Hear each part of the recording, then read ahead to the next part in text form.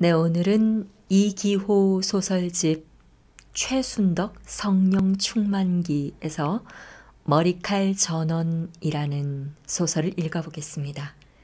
문학과 지성사에서 나왔고요. 이 책은 2005년 우수문학도서로 선정된 바 있네요. 이기호 작가는 2020년에 그 이상문학상 수상을 거부한 3인 중에 하나로 알려져 있습니다. 수많은 상을 그동안 수상을 했네요. 그리고 소설집도 굉장히 많고요. 이 최순덕 성령 충만기는 첫 번째 소설집이고요. 마지막으로는 2018년 문학동네에서 누구에게나 친절한 교회 오빠 강민호가 단편 소설로 마지막이고, 장편 소설이 있네요. 목양면 방화 사건 전말기 현대문학에서 2018년에 나왔고요. 에세이도 있습니다. 독고다이라는 제목이고요. 랜덤하우스 코리아에서 2008년에 출판을 했습니다. 그리고 책 뒤편에 우찬재 문학평론가가 이 작가에 대한 소개를 써놓았는데 한번 읽어보겠습니다. 거짓 고백이 판을 치는 세상, 비루하고 힘없는 이들의 황홀한 우화. 그는 결코 폼을 잡는 이야기꾼이기를 바라지 않는 것 같다. 누구보다도 이야기꾼이 어떤 존재였는지 잘 알고 있기 때문이다. 그는 장식으로서의 문학을 거부한다. 그는 활달한 이야기꾼이기를 소망한다. 잡다한 레퍼토리를 가지고 그는 닦고 조이고 기름을 쳐서 제법 윤택한 이야기를 만들어낸다. 폼 잡으며 거론하는 서사의 종언 담론 따위를 슬며시 조소한다. 이기호, 그에게 이야기의 바깥은 없다. 네, 머리칼 전원을 아마 읽어보시면은 더 이 이기호 작가가 굉장한 서사의 능력을 가지고 있다는 것을 여러분들도 느끼실 거고요. 오늘은 그 머리칼 전원 중에서 인상적이었던 세 대목을 한번 읽어보겠습니다. 네, 그럼 시작하겠습니다. 여자아이는 절 생활에 잘 적응해 나갔다. 새벽 5시에 깨워도 칭얼거리지 않았다. 누가 시킨 적 없어도 그 작고 마디 얇은 손가락으로 물을 길어오기도 했으며 아주 조금씩 먹었고 목소리도 작았다. 5살이라는 나이가 믿어지지 않을 정도로 몸가짐이 단정했다. 지종도 그의 아내도 흡족해 했다. 지종은 서둘러 여자아이의 머리칼을 잘라버리기로 했다. 지종에게 여자아이의 머리칼은 처음엔 탐스러웠으나 보면 볼수록 불온하고 불안한 그 무엇이었다. 지종은 여자아이만이 자신의 말년을, 임종을, 제밥을 지켜주고 차려줄 유일한 사람임을 확신했다. 그러기 위해선 여자아이가 자신의 머리칼이 얼마나 탐스러운지, 얼마나 손쉽게 물결치는지, 또 얼마나 보는 이의 시선을 사로잡는지 그 모든 것을 몰라야만 했다. 지종은 자신의 방 한가운데 창호지와 날선 가위, 면도칼을 준비한 뒤 여자아이를 불렀다. 여자아이는 그 물건들이 뜻하는 바를 알아채지 못했다. 지종 또한 고차한 설교나 설명을 하지 않았다. 여자아이는 그때 겨우 5살이었다. 기억마저 시간의 틈새 속으로 사라져버릴 나이. 지종은 주저하지 않고 가위를 들었다. 여자아이의 머리칼은 갓 걷어올린 미역줄기처럼 지종의 손가락과 손가락 사이에서 흘러내렸다. 지종은 몇 번이고 여자아이의 머리칼을 움켜쥐려 했지만 번번이 실패하고 말았다. 지종은 자신의 손가락과 여자아이의 머리칼을 번갈아 바라보았다. 그 모든 것이 다 자신의 노쇠한 완력과 침침해진 두 눈 탓이라고 오해했다. 몇 번의 실패를 거듭한 후 지종은 머리칼 움켜쥐는 것을 포기했다. 움켜쥐지 않고 눈으로 대충 가늠한 뒤 가위를 갖다 대면 그뿐. 어차피 마무리는 면도칼의 몫이었다. 지종은 여자아이께로 조금 더 다가가 가위를 들이댔다. 새된 비명이 지종과 여자아이 사이를 갈랐다. 지종은 또다시 오해하고 말았다. 자신이 들고 있던 가윗날이 자신도 모르는 사이에 여자아이의 목 언저리나 뺨 위에 생채기를 낸 것으로. 그러나 그 어디에도 가윗날의 흔적은 없었다. 여자아이 또한 미동 없이 앉아 있었다. 비명은 이내 지종의 환청이 되고 말았다. 지종은 다시 가윗날을 여자아이의 머리칼 근처로 가져갔다. 비명은 없었다. 이제 가위를 움켜쥐기만 하면 여자아이의 속세는 영영 두 동강이 나고 말 것이다. 지종은 크게 숨을 몰아쉬며 가위를 움켜쥐었다. 그리고 바로 그때 지종은 똑똑히 보았다.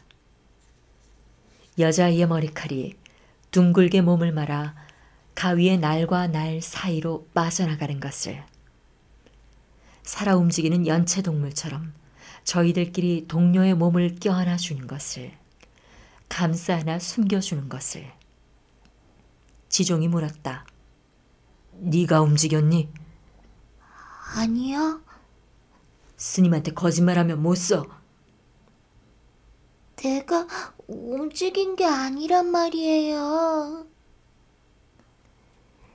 여자아이의 머리칼은 수직낙하 그 모양 그대로 얼어버린 폭포처럼 고요하기만 했다. 지종은 조금 더 바짝 여자아이 등 뒤로 다가갔다.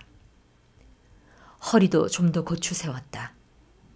이제 아이가 아무리 머리를 움직인다 해도 가윗날 반경에서 벗어나지 못할 것이다. 지종은 가위 다리에 낀 손가락에 힘을 주었다. 가윗날과 가윗날이 부딪히며 시린 쇳소리를 냈다. 챙강. 그 순간 여자아이의 머리칼이 일제히 천장을 향해 고추섰다. 마치 보이지 않는 손이 천장에서 내려와 아이의 머리칼을 낚아챈 듯 대기의 흐름을 타고 하늘로 치솟는 불기둥처럼 그렇게 단호한 이글거림으로 여자아이의 고개 또한 그 충격으로 인해 뒤로 젖혀지고 말았다. 지종은 갑자기 방 안 전체가 거꾸로 뒤집힌 듯한 현기증을 느꼈다. 여자아이의 머리칼은 살아있었다. 미세한 바람에도 제 몸을 보존치 못하고 나부끼는 그런 연약한 섬유질이 아닌 중력을 이겨낸 여자아이의 소유물이 아닌 또 다른 생명체. 여자아이의 표정은 좀 전과 변함이 없었다. 소미불에 오줌을 지린 아이 마냥 부끄러움과 체념이 뒤섞인 얼굴이었다. 얘네들이 움직인 거예요. 지종은 아무 말도 할 수 없었다. 얘네들은 내 말을 잘 안 들어요. 여자아이는 곁눈질로 자신의 치솟은 머리칼을 쳐다보며 말했다. 담담한 어투. 여자아이의 그 아무렇지 않은 말투와 눈짓과 행동이 지종을 더 두렵게 만들었다. 지종은 자신도 모르게 움켜쥔 가위를 떨구었다. 그제야 일직선으로 팽팽히 한 곳만 바라보던 여자아이의 머리칼이 움직이기 시작했다. 귀밑머리는 서서히 부채살 모양으로 내려앉았고 정수리 근처 몇 가닥의 머리칼들은 지종의 얼굴 쪽으로 몸을 굽혀왔다. 지종은 질끈 두 눈을 감았다. 머리칼들은 마치 거대한 곤충의 촉수처럼 지종의 머리통을 더듬거리기 시작했다. 소나기의 포획한 먹잇감을 마지막으로 확인하는 듯한 느긋함. 머리칼들은 눈썹 위에서 잠시 멈칫했다가 다시 정수리 근처로 맹렬히 기어 올라갔고 다시 귓등 쪽으로 맥없이 흘러내렸다. 스멀거리는 뱀이 되었다가 때론 엷은 바람을 일으키는 잠자리의 투명한 날개도 되었다가 또 어느 땐 날카로운 바늘이 되어 지종의 벌거벗은 머리 위를 거닐었다. 무언가를 안타깝게 찾고 있는 듯한 움직임, 조바심 섞인 행보. 그 두려운 움직임 앞에서 지종은 한편 수치스러웠는데 그것은 다름 아닌 자신의 성기 때문이었다. 아이의 머리칼이 지종의 머리통 위에서 움직이기 시작하자마자 지종의 성기는 맹렬히 발기하기 시작했다. 근 10년 만이었다. 죽은 줄로만 알았던 자신의 성기가 살아 움직인 것이었다. 더구나 이전엔 미처 경험치 못했던 놀라운 속도와 팽창력으로. 지종은 수치스럽고 두렵고 미혹해졌다. 빠져나갈 수 없는 나락, 추락 중에 느끼는 충만. 지종은 정신을 잃고 쓰러졌다. 네, 다음은 두 번째 대목입니다.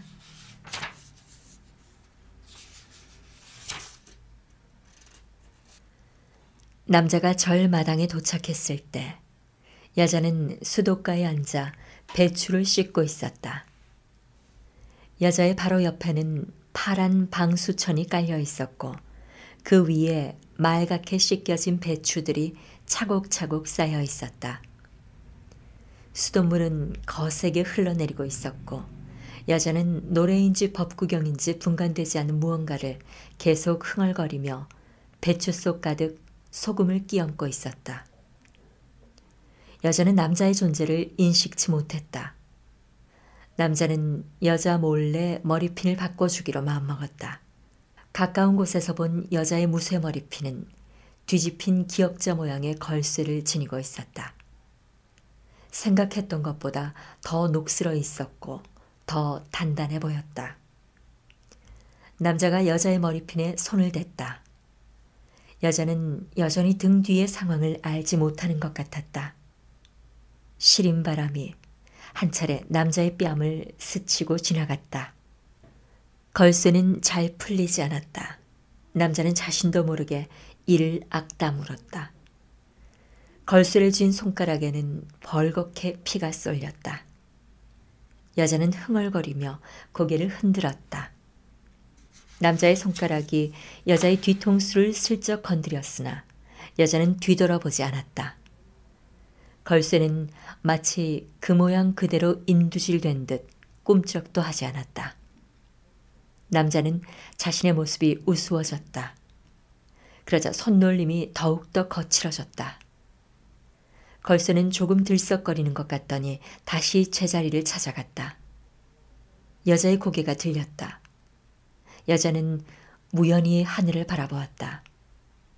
이제 막 떠오른 별들이 소금처럼 빛나고 있었다. 여자는 하늘을 향해 소금 한 줌을 흩뿌렸다. 어둠이 더욱더 촘촘하게 내려앉았다. 순간 머리핀의 걸쇠가 풀렸다. 들썩거린 걸쇠 틈으로 머리칼 한 올이 흘러내렸다. 그 한 올을 타고 다른 한 올이 흘러내려왔고 또 다른 한 올, 또 다른 한 올.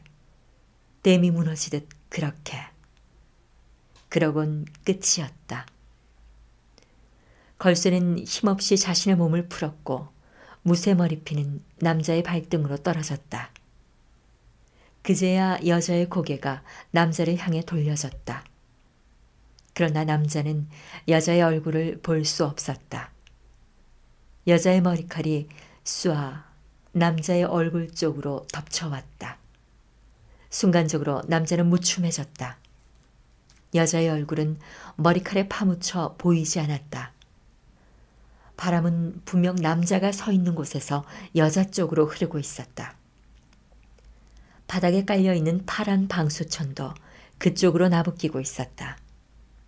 하지만 여자의 머리칼은 그 바람을 거슬러 남자를 향해 계속 육박해 들어왔다. 여자의 머리칼이 이토록 길었던가. 남자는 여자의 얼굴을 보고 싶었다. 한 손으로 계속 여자의 머리칼을 헤집었으나 그럴수록 더더욱 여자의 머리칼은 남자의 얼굴을 향해 달려들어왔다. 까칠하고 기름때 잔뜩 낀 머리칼이 아니었다. 날렵하게 세상을 덮치는 별똥별 같은, 손바닥을 간지리는 강아지 풀 같은 그런 몸부림. 여자의 머리칼 촉수는 남자의 얼굴, 그중 이마 쪽에 집중되어 있었다. 남자의 머리칼이 있었던 것. 이제는 하나둘 빠져버려 자잘한 모공으로 그 흔적만 남아있는 것. 달려들어온 머리칼은 그 흔적 위에서 한동안 머물렀다. 뭉툭한 촉수로 두들겨 보기도, 제 몸을 말아 비벼보기도 하였다. 남자는 눈을 감았다. 여자의 머리칼이 이마살을 뚫고 들어와 뇌수 깊이 박히는 듯한 통증을 느꼈다. 그러나 또 한편 남자는 여자의 길고도 풍성한 머리칼이 온전히 자신의 것이 된 듯한, 새로운 모종을 이양받은 듯한 뻑뻑함에 몸을 떨었다. 머리를 휘두르면 기다란 머리칼이 함께 흐느적거릴 것만 같은 그 출렁임의 무게가 주는 풍성함 혹은 은밀한 불량기. 여자와 온전히 하나가 된. 남자는 더 이상 참을 수가 없었다. 두 손을 더듬거려 여자의 몸을 찾았다. 그러곤 쌓아둔 배추더미 위로 쓰러졌다. 벌거벗은 등판 가득 소금 알갱이가 박혀왔다. 그 위를 여자의 머리칼이 지나갔다. 남자의 허벅지에 소름이 돋았다. 그 위를 여자의 머리칼이 내려앉았다. 치솟을 대로 치솟은 성기는 이내 터질 듯한 통증을 수반했다. 그 둘레를 여자의 머리칼이 정성스레 핥아주었다. 활짝 열린 신경의 마디마디를 통해 이전까지의 몸의 기억들이 빠르게 스쳐 지나갔다. 이전까지의 고통과 이전까지의 쾌락을 한데 섞어 놓은 듯한 몸 안으로 우수수 떨어지는 운석들. 만조 직전 거침없이 방류하는 몸의 숨은. 남자는 격렬하게 사정했다. 그러곤 정신을 잃었다. 네, 다음은 세 번째 대목입니다.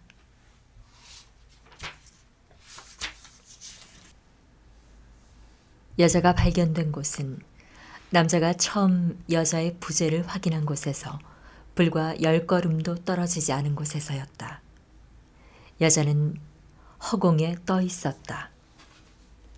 인도 한편에 서 있는 플라타나스 나무가지에 팔과 다리를 길게 늘어뜨린 채 아무런 저항도 작은 몸부림도 없이 그렇게 매달려 있었다. 바람의 움직임에 몸을 맡기고 교수형을 당한 죄인처럼 고개를 숙인 채.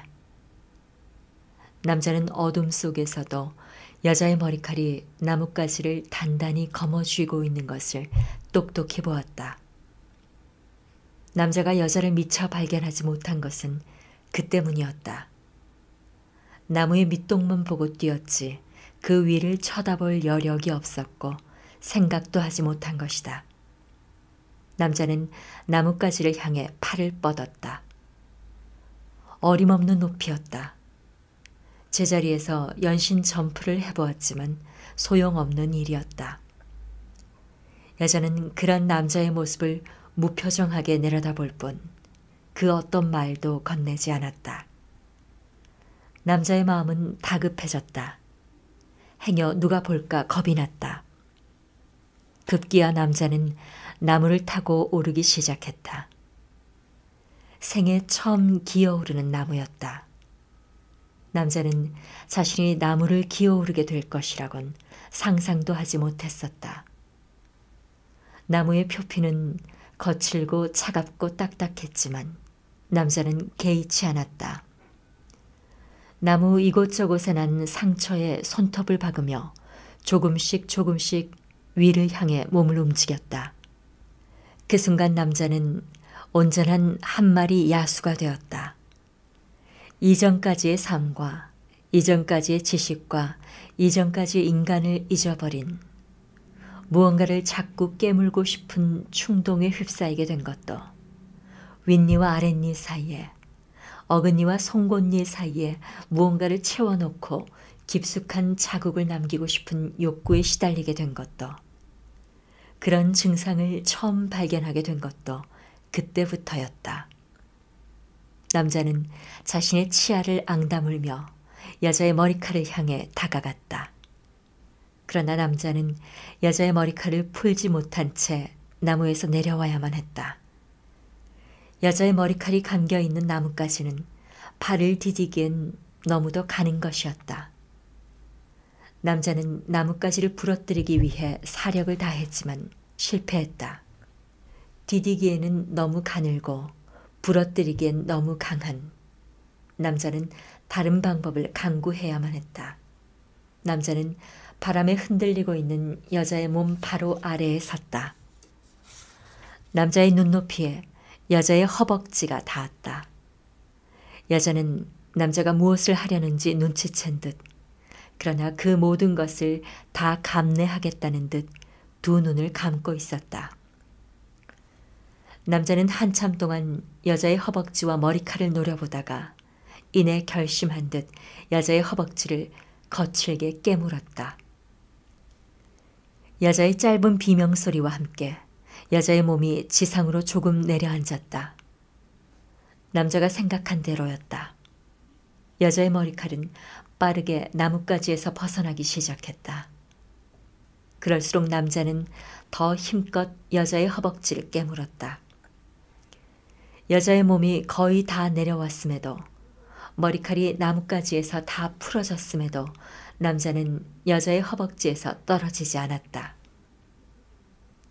이건 내 생각이 아니야. 남자는 무언가 잘못되어 가고 있음을 느꼈다. 자신의 생각과는 상관없이 몸이, 치아가, 송곳니가 움직이고 있었다. 여자의 숨통을 끊어놓을 듯 송곳니에 날을 세우고 자신이 미처 알지 못했던 자신의 모습으로 여자의 몸에서 남자를 떼어낸 것은 여자의 머리칼이었다. 여자의 머리칼이 남자의 목을 움켜쥐었다. 그제야 남자는 화들짝 놀라 뒷걸음질 쳤다. 자신이 지금 무슨 짓을 했는지, 어떤 선을 넘어섰는지 비로소 목도한 것이었다. 여자의 머리칼은 더 이상 남자를 따라오지 않았다. 제 주인의 피 묻은 바지 위에 앉아 조용히 상처를 쓰다듬었다. 남자는 여자의 머리칼보다 자신이 더 두려워졌다. 그리고 이젠 정말 여자를 떠나야 할 때가 됐다고 생각했다. 그렇지 않으면 정말 어떤 일이 벌어질지 모른다고. 남자는 그렇게 결심을 굳혔다. 그렇게 일방적으로. 플라타너스 나뭇가지가 툭 지상으로 떨어졌다. 여자의 머리칼이 거머쥐고 있던 바로 그 나뭇가지였다. 네, 여기까지 이기호 작가의 소설 머리칼 전원에서 인상적인 장면 세 군데를 읽어봤습니다. 감사합니다.